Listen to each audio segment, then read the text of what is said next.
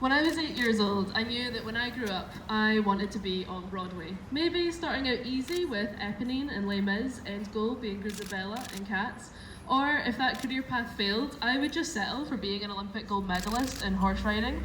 As a kid, I was out of the house every day, singing and dancing every day, until the day I wasn't.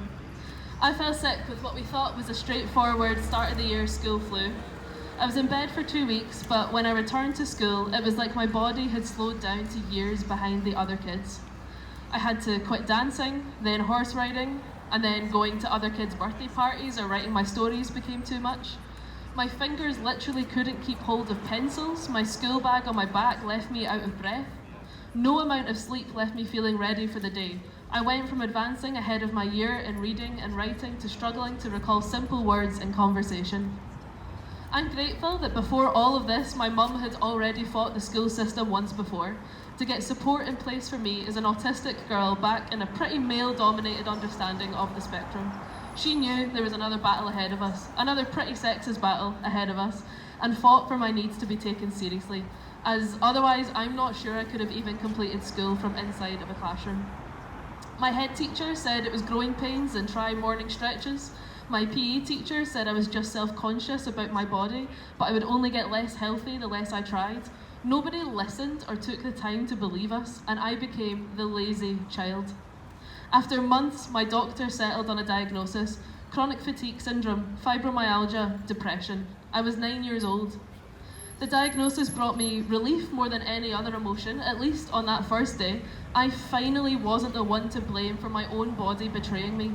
We got home, opened up the computer, searched up the answers to our questions. Nothing. No prognosis, no cure, no support group, no paediatrician in Scotland knew what myalgic encephalomyelitis was. I had to bring printout sheets of my disability to my own doctor. We have come so far since I was first diagnosed in understanding chronic illnesses, thanks to our community. Yet, the level of support available for patients and the research into the basics of the disease barely reflect that decade. My disability benefits are the exact same amount as they have been since I first applied with my ME diagnosis: £200 a month for a grown adult trying to gain a sense of independence. We have so much lived experience and knowledge to share, especially with this rise in people who need support for post-COVID symptoms, to bring about change for everyone with chronic illnesses, and yet we are still trying to get inside the building. I try not to think about how different my life could have been over the last 12 years had I received specialised support from day one, rather than fumbling my way through the darkness alone.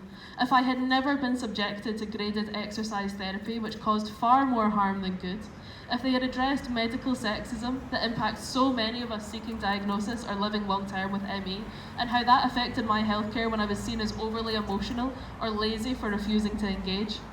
Our community may have grown in numbers over the last 2 years, which I never wanted to see happen, but we cannot let history repeat itself with this new generation of people, young ones and not so young ones, who are being diagnosed with ME.